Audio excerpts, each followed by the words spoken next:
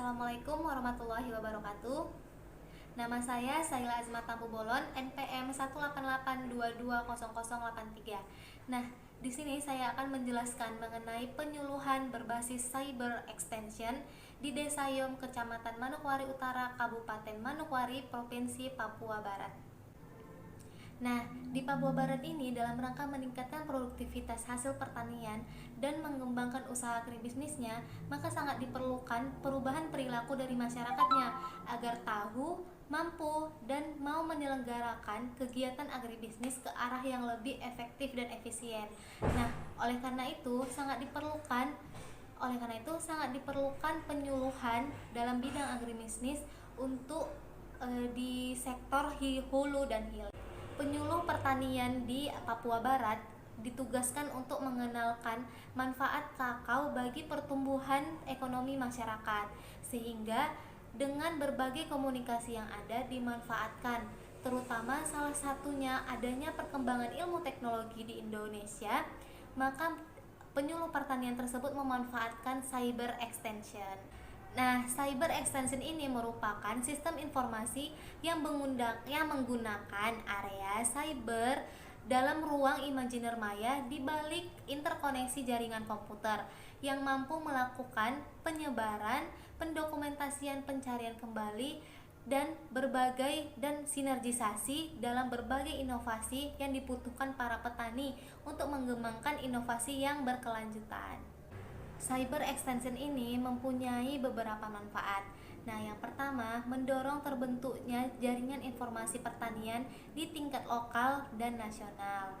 Yang kedua, mendorong adanya akses informasi bagi para penyuluh dan para petani. Kemudian yang ketiga, mendorong terlaksananya kegiatan pengembangan, pengelolaan, dan pemanfaatan informasi pertanian. Yang keempat, dapat memfasilitasi dokumentasi untuk informasi pertanian di tingkat lokal. Kemudian, manfaat yang kelima yaitu bisa memahami dan memanfaatkan teknologi dengan optimal yang sebagai alternatif, sehingga beberapa para petani tidak ketinggalan informasi sehingga bisa mengembangkan pertanian. Syarat-syarat penggunaan cyber extension tersebut adalah adanya perangkat keras yaitu hardware berupa laptop, jaringan komputer, internet, handphone, dan lain-lain. Kemudian adanya media konvensional seperti radio, televisi, dan media cetak. Nah, yang ketiga adalah sumber daya yang terampil.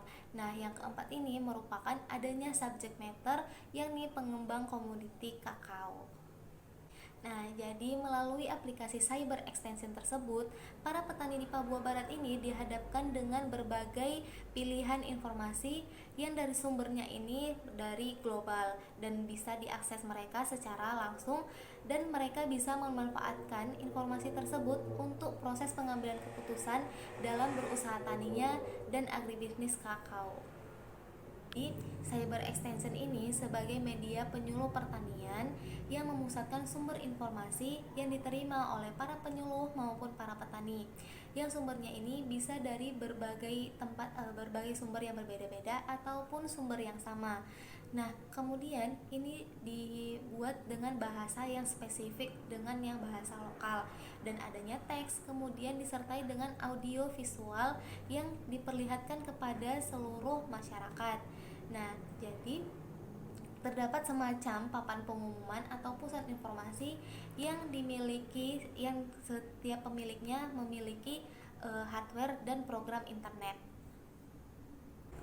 Nah, jadi aplikasi cyber extension ini memberikan dampak yang positif kepada para penyuluh dan para petani. Nah, yang pertama itu adalah informasi yang disederhanakan menjadi bahan siaran radio yang menjadi komunikasi informasi secara interaktif.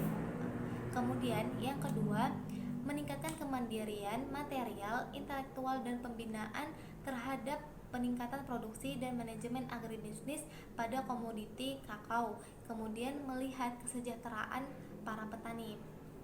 Nah, jadi dampak yang ketiga itu adalah menjembatani antara kesenjangan antara para penyuluh dan para petani dalam menggali informasi, sehingga mereka bisa menggali informasi yang bebas sesuai dengan kemampuan mereka, kemudian khususnya pada komoditi kakao.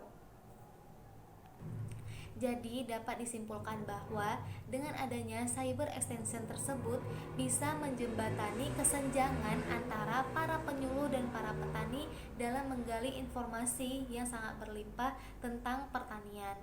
Nah, kemudian yang kedua, melalui cyber extension tersebut para petani bisa memilih. Sekian hasil presentasi saya.